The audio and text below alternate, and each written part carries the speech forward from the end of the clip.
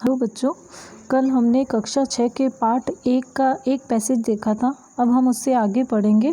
पहले मैं इसको रीड करके दिखाऊंगी आपको, ध्यान से सुनना।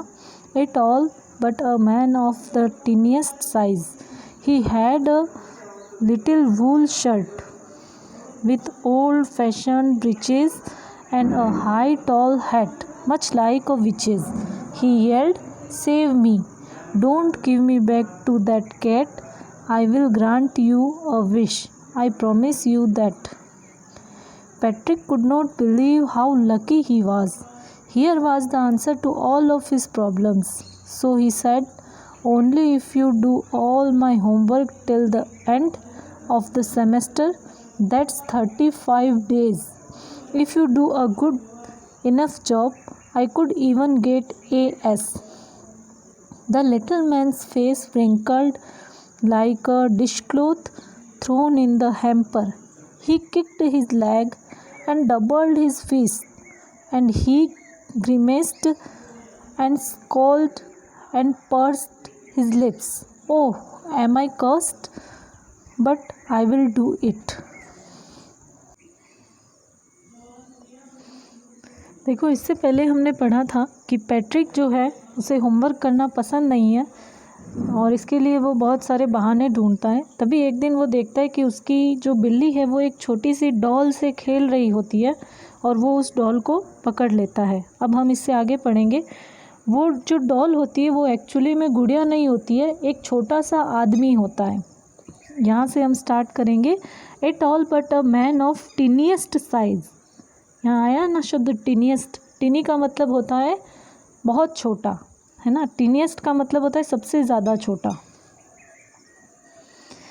ही had a little wool shirt with old fashion breaches.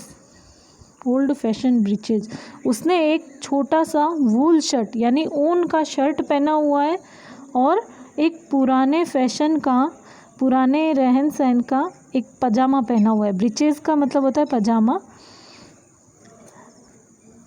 And a high tall hat, और उसके सिर पर एक लंबी सी टोपी है।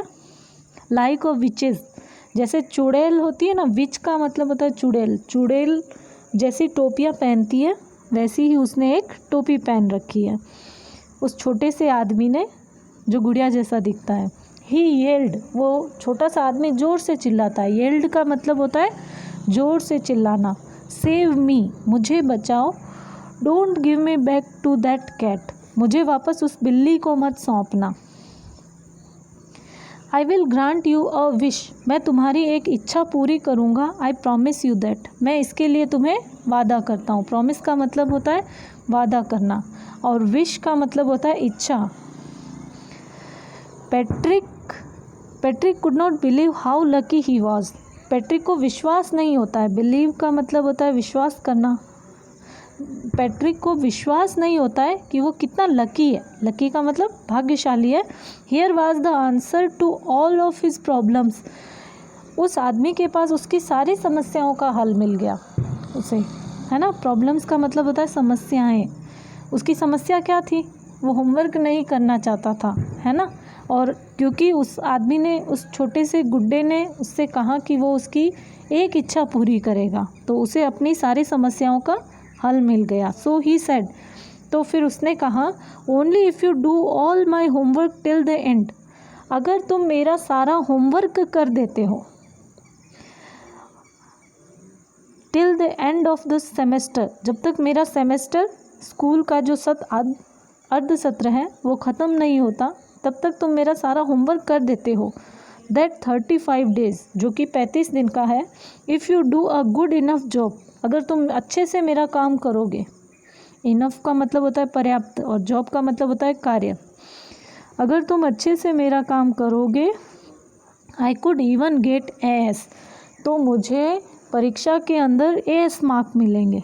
एस का मतलब होता है सारे सब्जेक्ट में ए ग्रेड लाना, ठीक है ना। ये इसकी शॉर्ट फॉर्म है S. The little man's face wrinkled like a dish cloth, वो छोटा सा आदमी जो था उसके चेहरे पे झुर्रियाँ आ जाती है। व्रिंकल्ड का मतलब चेहरे पे सलवटें आ जाती हैं।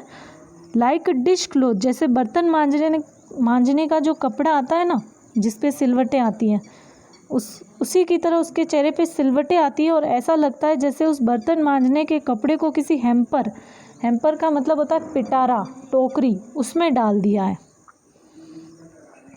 ही किक्ड हिज लेग, वो अपने पैर को ज़ोर से किक करता है। किक का मतलब जैसे हम लात मारते हैं ना, वैसे वो उसका पैर ज़ोर से किक करता है। एंड डबल्ड हिज फिस्ट, और उसकी मुट्ठी को बड़ा बनाता है। फिस्ट का मतलब होता है मुट्ठी, है ना, उसकी मुट्ठी को बड़ा बनाता है। ही ग्रीमेस्ड एंड स्कोल्ड,